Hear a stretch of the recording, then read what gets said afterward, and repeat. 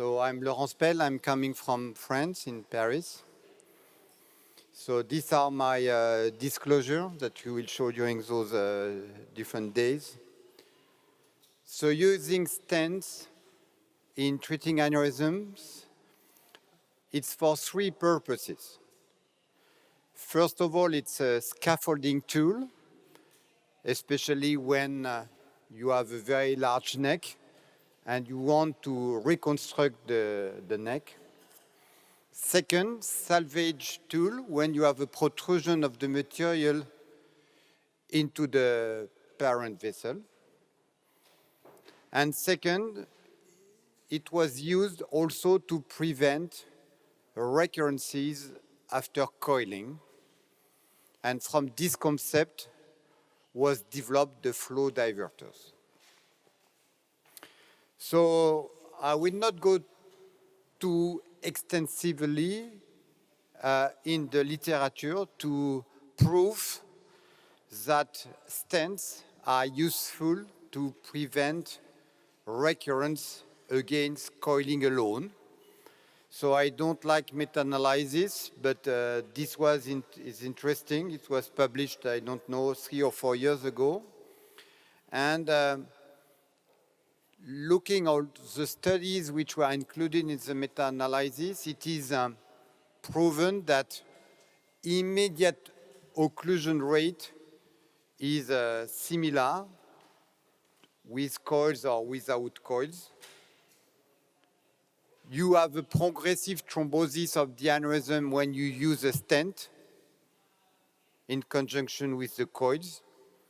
And aneurysm recurrence is significantly lower in the group of patients treated with stent. And conversely to what we fear, the safety of the stent is as good as the group for non-stenting. So I will spend more time on the different type of intracranial stents and which one to use and when to use.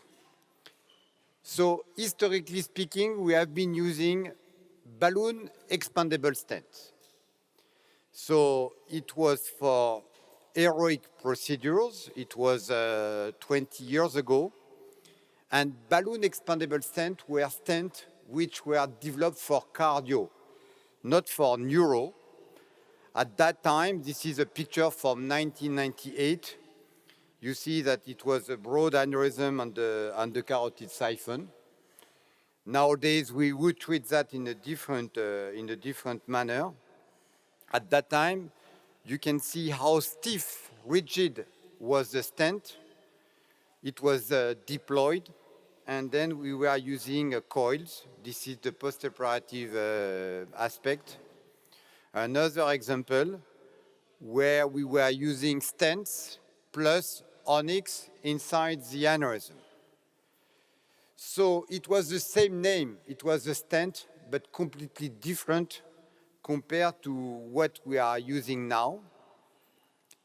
Despite that, you see that we were able to obtain some very nice results. As you can see in this slide, you had all the onyx which was going around the stent, and the stent was like a tunnel inside the vessel. And this is the result. At that time, 20 years ago, it was a kind of miracle because it was not possible to see anymore the aneurysm. And my friend Dodi Bocardi would show you the same picture with flow diverters. So nowadays, you have exactly the same result with flow diverters, except that with flow diverter, the patients are cured forever. They will never recur. And except that with flow diverter, it is much, much safer compared to the use of stent. This is intracavernous aneurysm. The patient was not tolerating the occlusion. So you can see how stiff was the aneurysm, the stent, to open the laser cut stent. So we were using onyx inside the aneurysm. It was allowing to have some good result. This is 3 months later. But it was difficult to control onyx, and there were some recurrences after this kind of treatment.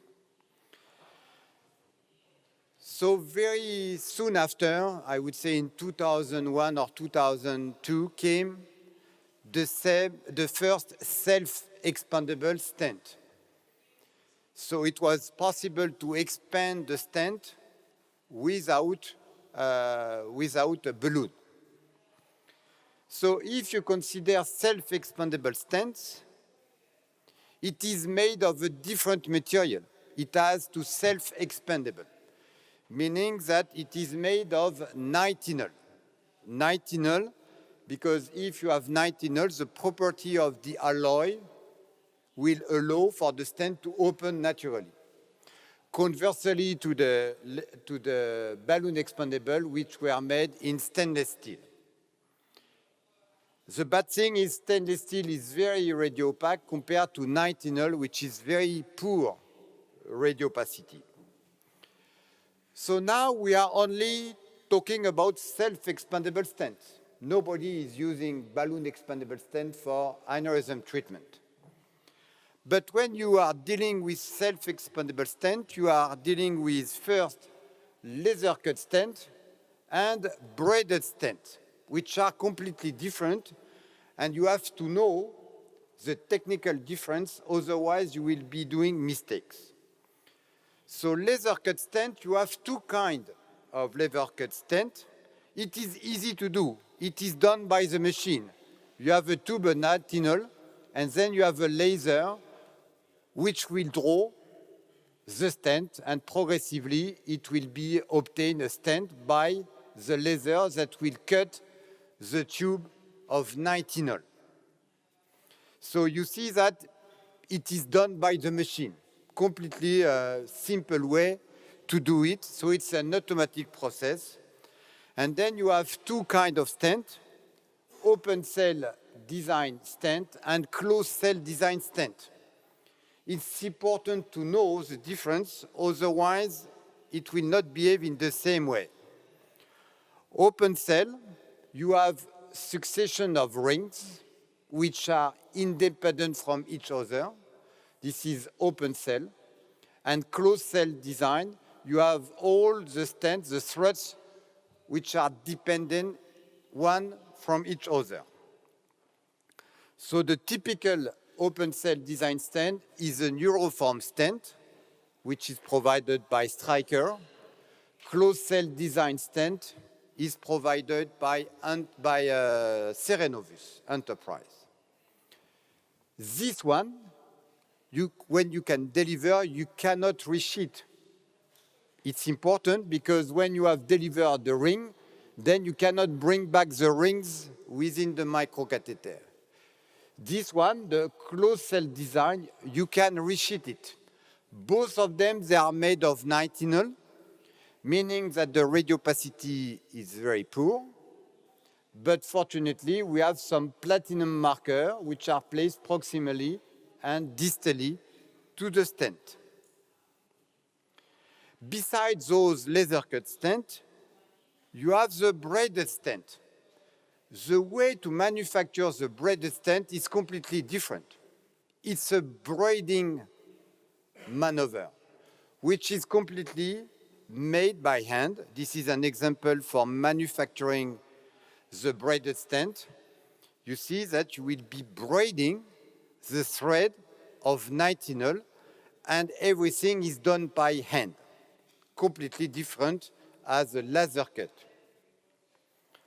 And you have two braided stents on the market, the Leo from Balt and the Elvis from Microvention. And the braided wires, they can slide one on the other. So they have a better conformability against the wall of the vessel. So here you have a comparison between the laser cut and the braided stent, and between the laser cut open cell design versus closed cell design stent. The only one you can not resheet is the open cell, which is the Neuroform or the Atlas stent. Second, this one is elongated within the delivery microcatheter, meaning that it will shorten. These ones are folded within the microcatheter, meaning that they will not shorten. So why it's important? Because when you use stent, you have to face two opposite properties. You want to have a good scaffolding at the level of the neck, not having the protrusion of the stent, but a high conformability, especially in the very important curve. So when looking at open cell stent, like the Neuroform, it tracks very nicely and it has a nice conformability along the vessel. The different ring will adapt along the wall of the vessel. Unfortunately, the scaffolding is not the best because you may have protrusion inside the neck. And as I told you, you cannot resheet because when you have delivered the ring, you cannot bring them back. Don't forget that. Second, closed cell design stent, which is the Enterprise, for example. It has a nice scaffolding. You can resheet it because all the stent, the cells, the threads, they depend, so you can resheet it. However, the conformability is not the best, as you can see here. It doesn't apply nicely when you have an important curve. So let's go through the open cell design stent, which is the Neuroform. It is the first stent which has been used. For example, this recurrence of a pica was managed in the department. It was in the year 2003. So it is 15 years ago. So you see here the vertebral artery, the pica, the aneurysm which has been coiled in emergency, and this is the recurrence during the follow-up. So this is a close view on the 3D. This is the reverse view. So we tried to treat this aneurysm through the left vertebral artery, but the angle of attack was not good. It was not possible to catheterize. So we went through the opposite vertebral artery to get a better access to the origin of the pica. And you see here the right vertebral artery, the catheter which is coming. This is the catheter which is used to deliver the stent. You have a better access from the opposite side. And then we have delivered the Neuroform stent. Here are the marker of the stent, and you will be delivering the stent. You see only the marker. You don't see the nitinol stent. Progressively, you unsheath the stent, and after the deployment, you have the marker of the stent. Here it is the Neuroform with the marker, and the stent is going like that. And because of the placement of the stent, you see that you get a complete occlusion of the aneurysm. So this is the aim of the stent, to prevent recurrence. Second use of the stent is to save protrusion of the material.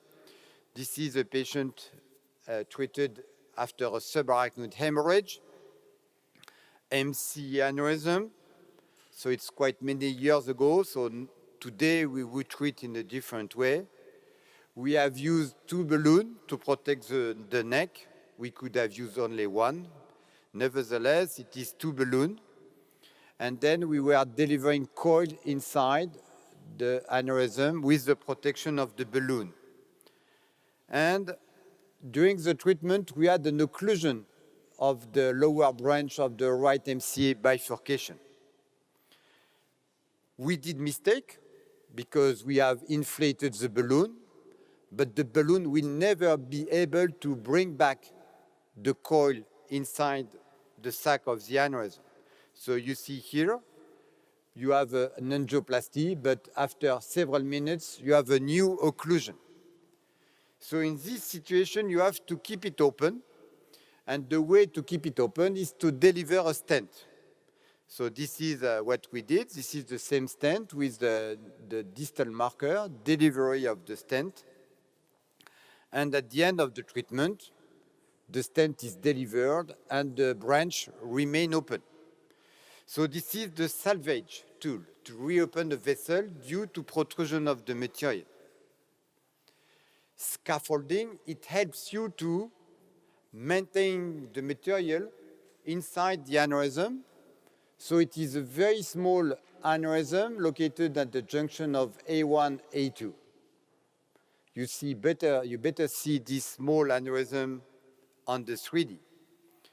So it is very small. It's not possible to maintain a coil inside the sac of the aneurysm. So we delivered the microcatheter for the stent.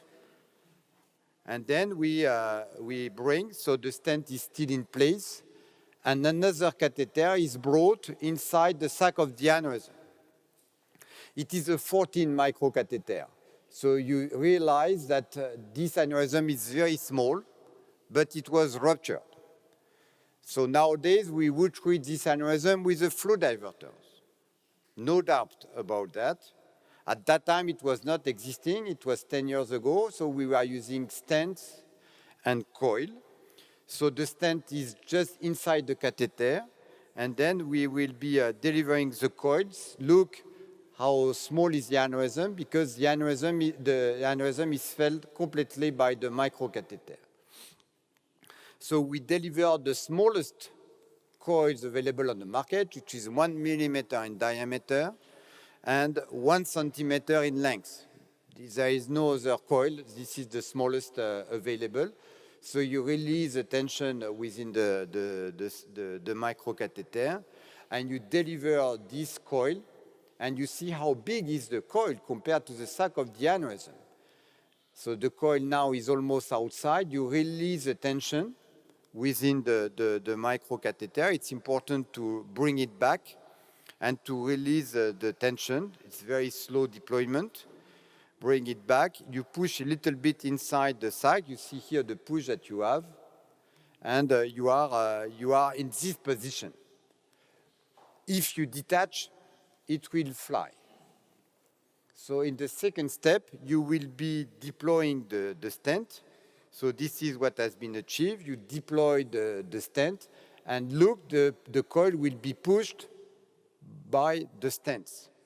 So the stent here is used as a scaffolding tool to maintain the coil inside the sac of the aneurysm. It is published under the name of coil jacking. So you better see on the subtracted view, and you will see that the stent will push the coil, maintain the coil, and then you can detach it. It is very small. It was a very important magnification. You see now the size of the coil, the marker of the stent, and this is the postoperative result. It was really a small aneurysm. Another example on which you have this ACOM aneurysm, and we were using stent in a Y configuration. So you have the two open cell design stents which are deployed. You see here the marker and the marker of the two stents. And here is the coiling within the sac of the aneurysm. And this is the 3-year follow-up with this broad-based aneurysm. And you see the two stents and the aneurysm which is excluded. This is the vasosity, no problem within the sac of the aneurysm. So you see the difference of the property between the different stents. On the left, it is an open cell design stent. You may have protrusion of the cells. On the right side, it is a closed cell design stent. You have a better apposition at the level of the neck. And you find that on the vasocity, open cell, you have the ring which is protruding inside the neck of the aneurysm. The protrusion of those rings, you have to know that. It may be a problem. To demonstrate this problem, this is an example of a right MC aneurysm with a large neck, which was treated with those neuroform in a Y configuration. So you see here pre and post, and for sure you have a straightening of the branch here compared to what it is because you have the stent.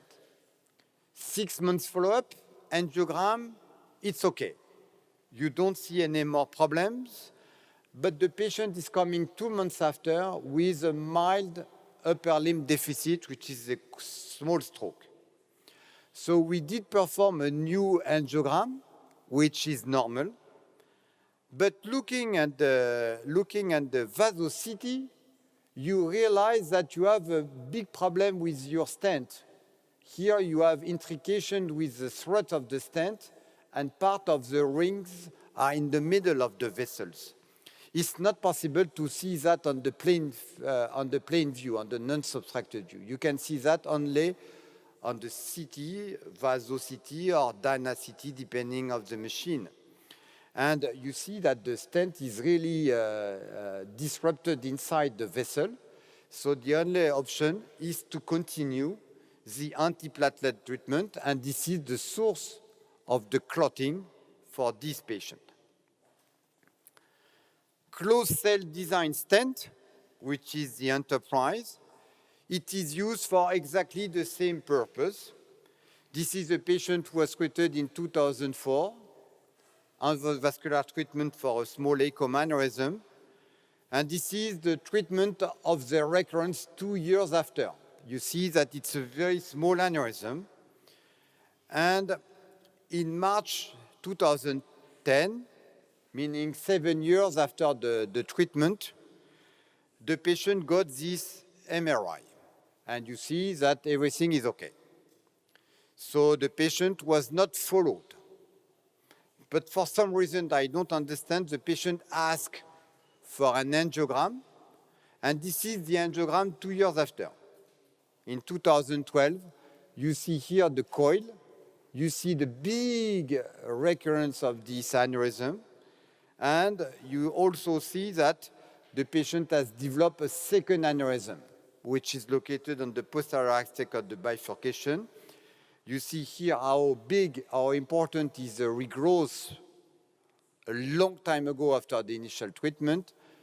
Big aneurysm plus another one as the posterior aspect of the bifurcation. This is a close view. You see that you have twice the volume of the aneurysm plus another one. So here, it's a good indication for Y stenting to prevent the recurrence. So we have treated the first one, and then we treated the second one. And when we deliver 2 closed cell design stents, 2 Enterprise, this is the vasocity, on which you clearly show the good apposition of the 19-hole stent along the bifurcation. This is a 2.5-year follow-up, and there is a perfect reconstruction. It is confirmed on the vasocity. Of course, you have some artifact due to the mass of coil, but you have absolutely no problem. So you have the same way, you change the angulation. This is another example. You see on the vasocity a good apposition. So of course, when you compare the laser cut stent, the conformability in the curves is not as good. It is well known. If you look at the neuroform compared to an Enterprise, this is the default Enterprise, and you may have a kink. This is the problem of the laser cut stent, which never occur with a braided stent. So here you have a kink in the stent, and you have to use a balloon angioplasty to reopen the stent. I will skip that just to save time.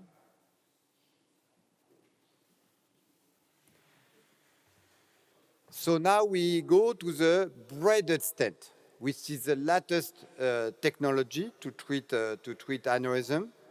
Completely different because you have braiding which are sliding one from each other. Advantage, very nice scaffolding, very nice conformability. Of course, you can resheet it completely. Very interesting. That's the major, this is the major issue. The bad thing is that you have very small threads through which you can go. So this is a close view of a Leo or an Elvis. And we were using that since a long time. The first Leo was delivered in 2005, which is nearly 15 years ago. And this is one of the first stent of the first patient we did with the Leo stent. You see that you have a complete reconstruction of the termination of the internal carotid artery. We have delivered the Leo stent with coils. And then this is the second procedure, which was performed 3 months after. We did it on the 2-stage. As I told you at the beginning, it behaves completely differently. You can resheet it, but it will shorten. And you have to know that. It depends on the diameter of the vessel. So you have to carefully, it's written on the box, on the Elvis or on the Leo. Depending on the size of the vessel, you will see what will be the final length of the braided stent. And you have also to know that if the stent is not constrained, it will have a limit in the maximum diameter. It will be unable to open it at a larger diameter, conversely to the laser cut stent. This is very important, just because when you put the stent inside the microcatheter, it is braided, so it will elongate and shorten when you will be delivering. Of course, it is made of nitinol, so to make it visible, you have some thread made of platinum all along the stent. So now it will change in the future because all the braiding will be visible. But for the time being, both Elvis and Leo, they're having the same construction. So you can use braided stent in different ways. Either stenting and then coiling. So you use a stent as a tool to protect the neck. Or you can use a remote stent. I think it's Laurent Spelle who has invented the name of remote stent, meaning that you are using balloon remodeling technique and then you deploy a stent through the balloon.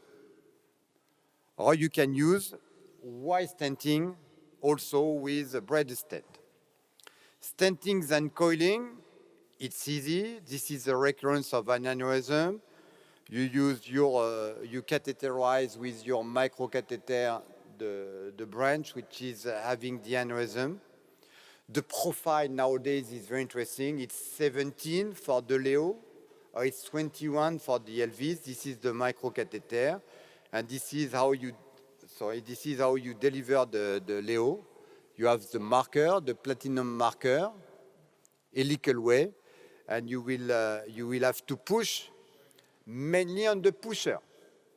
When you deliver a braided stent, you have to push on the pusher. When you deliver a laser cut stent, you have to unsheath.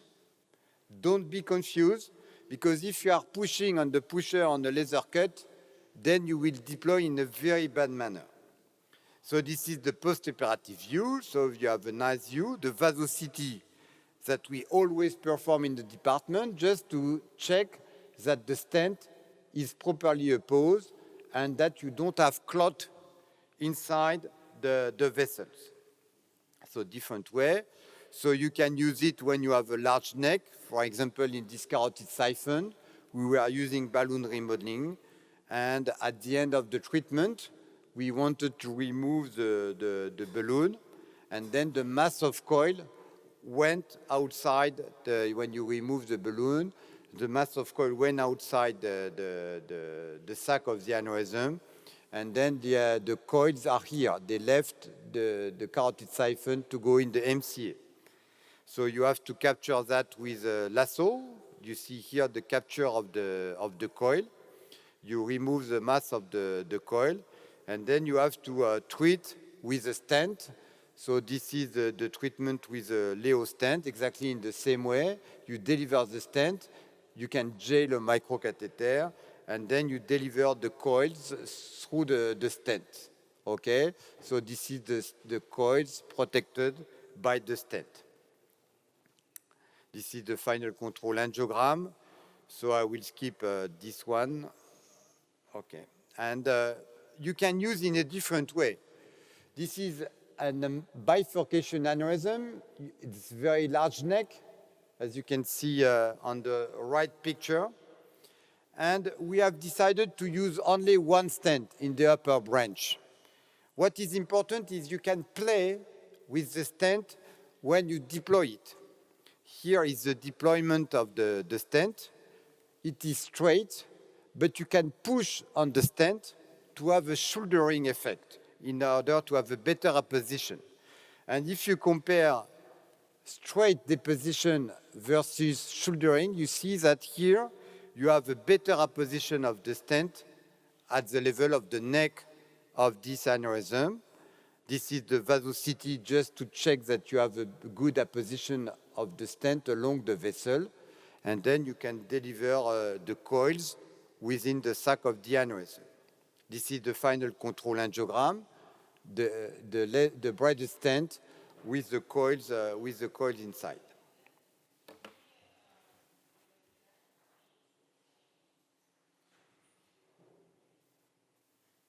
So you have to be careful about the potential complication, especially with the braided stent. And this is one complication we got at the beginning of our experience, in which we have treated this aneurysm on the carotid siphon, nothing special. This was the recurrence that we had to treat with a stent. Here it is, we remove the mass of coil. This is the working projection. And we deliver a braided stent. Here it is the delivery catheter, the stent is still inside. And this is at the end of the treatment, you see the shape of the Leo stent. And this is the control angiogram, and very quickly, you have the stent which is making a barrier against the flow, the blood flow. And very rapidly, you have some clots which are occurring within the stent, because you have a modification of the flow. And we did a mistake, you see all the clot, because we don't have any more wires in the middle of the stent. It's impossible to recatheterize that to deliver another stent or to put a balloon. Impossible because you have a barrier. What has happened? We were delivering the Leo stent. This is what we had. Instead of having the wire was maintaining the stent. When we have removed the wire, then the stent went in the middle, flipped in the middle of the lumen. In such a way, it makes a barrier, so you have a slow flow just behind the braided stent, and you have the clot, which is occurring. So when you face such a situation, the patient got a huge infarct, which has led to death, just because of this mistake we did. So when you are in this situation, it's important to keep the wire inside, because the only solution is to place another stent to straighten the proximal aspect of the first one. This is the only solution to get rid of it. So you have some limitation in using stenting, especially when you want to better control the neck. And this is why sometimes it's better to use balloon remodeling technique followed by deployment of a stent to prevent the recurrence. So this is possible nowadays with a double lumen balloon. There are two such balloons on the market. The Scepter from Microvention and the, never remember, Solstice, ou comment il s'appelle, from Balt, the balloon, Eclipse. Eclipse from Balt. So this is how it works. You have the delivery of the braided stent through one of the lumen. One of the lumen is used to inflate the balloon. The other lumen is used to deploy the stent. And then you can also perform an angioplasty with the balloon to better oppose the stent. So this is an example of such a right MC aneurysm. You see that the treatment was to deliver the balloon remodeling technique to treat this aneurysm. And through the balloon, we deliver the stent. So this is this example during the treatment. You see here the balloon remodeling technique. Then through the balloon, we deliver the Leo baby. This is post-op angiogram. This is a 1-year follow-up, absolutely no recanalization. You have the vasocity, which shows the good apposition of the stent. And this is the 2-year follow-up for this patient. Last possibility to use is a Y stenting. So it is used to treat broad-based aneurysm. So you can use a braided stent or laser cut stent, especially with the Atlas stent, it's easier to perform. So we have published our experience with a braided stent in a Y manner. It is used when you have a difficult anatomy, such as this MCA aneurysm. You will be looking at the 3D, and the 3D it's a bad candidate for web, for example, because you have several lobes, you have different view. This is the working projections that we have selected, M1 and the 2 branches, the same as you have on the 3D.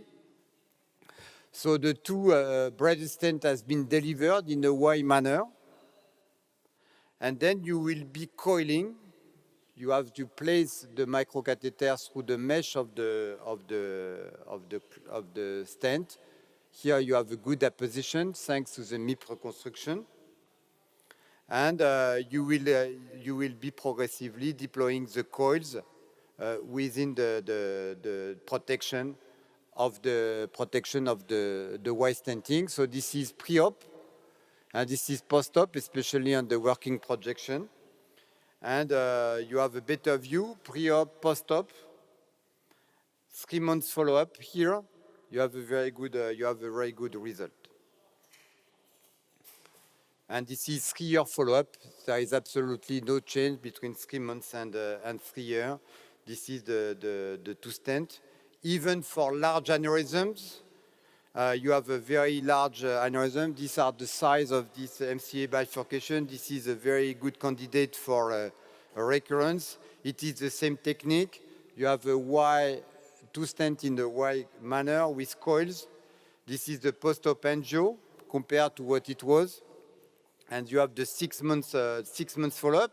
You have a slight protrusion of the coil, but it is behind the bifurcation, as you can see on the vasocity. This is a 1-year follow-up, comparison, evolution, pre-op, 6 months, 1 year, and this is the 2-year follow-up. So, to conclude, those stents, they are more and more used because they are easier, because of the profile. Keep in mind that the first neuroform and the first enterprise, you had to deliver through 27 catheters. Nowadays, the Atlas neuroform and the Leo baby are both going through 17. And the Elvis Junior as well.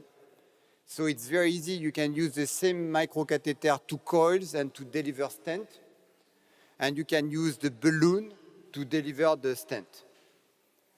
And it allows to treat more and more distal location because in our experience, the proximal location we manage with a flow diverter. Thank you very much.